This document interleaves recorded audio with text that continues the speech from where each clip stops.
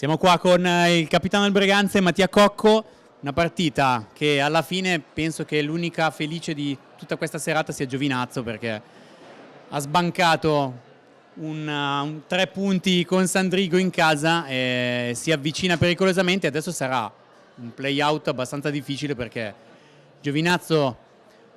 comincia a avvicinarsi a 15 punti, Breganze 17, Monza non è tanto più su, punti che verranno dimezzati e quindi intravedo un play-out molto molto difficile.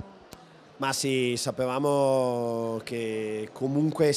fosse andata oggi le giornate, comunque i play-out sarebbero stati difficili, saranno 4 partite durissime, quindi sì, ovviamente era meglio per noi vincere, era meglio per il Monza vincere, alla fine sarà contento il Giovinazzo, ma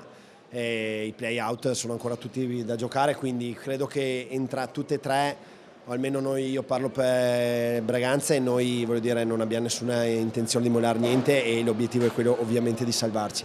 Quindi venderemo cara alla pelle fino all'ultima giornata. Noi sappiamo che per salvarci bisogna fare punti ovunque ormai, credo come tutti, perché sarà così, e quindi adesso oggi è andata così, speravamo un po' meglio, comunque da domani bisogna pensare a sabato e ricominciare a lavorare, è così. Va bene, grazie a Mattia, buona serata.